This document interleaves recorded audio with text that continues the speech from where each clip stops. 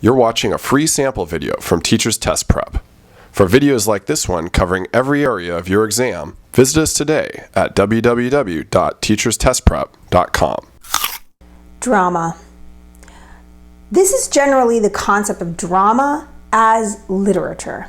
And what that means is that this is literature that is written specifically for actors to perform it, for the audience to receive the message as the actors portray it.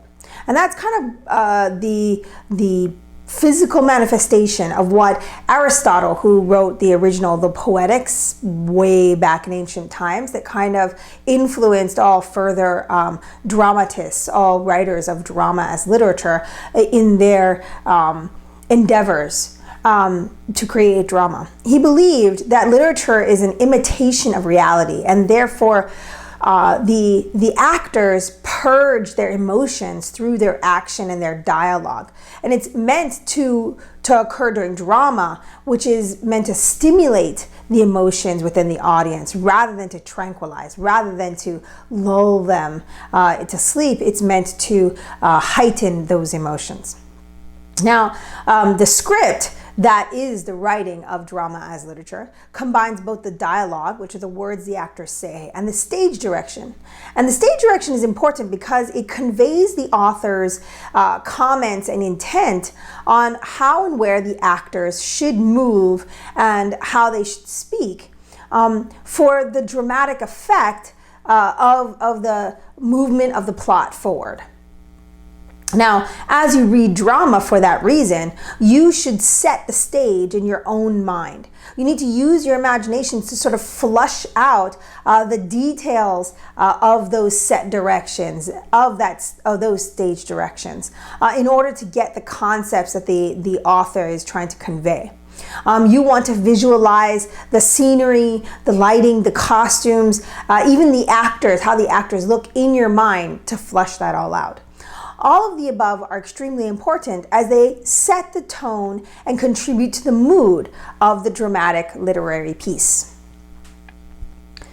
Speaking of tone and mood, we have sort of some guidelines from Aristotle, again, the author of the Poetics, which influenced all of the future dramatists. In his Poetics, he gave off the unities of action, time, and place.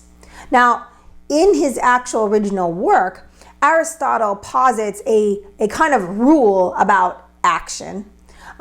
He gives more of a guideline about time.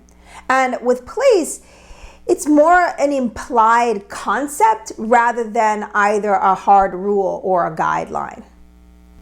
Now, according to Aristotle's unity of action, the play should encompass just one main plot, which would intensify and focus the audience's attention to that particular message. Subplots would distract from that message. Even if the subplots are related to the theme, it still distracts the audience from the main idea and the main plot. So those should generally be eliminated.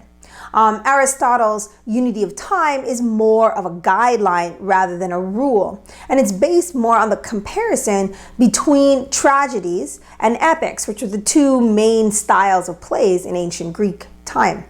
The total action of the first of tragedies generally takes place in 1 to 2 days, and almost never more than a week.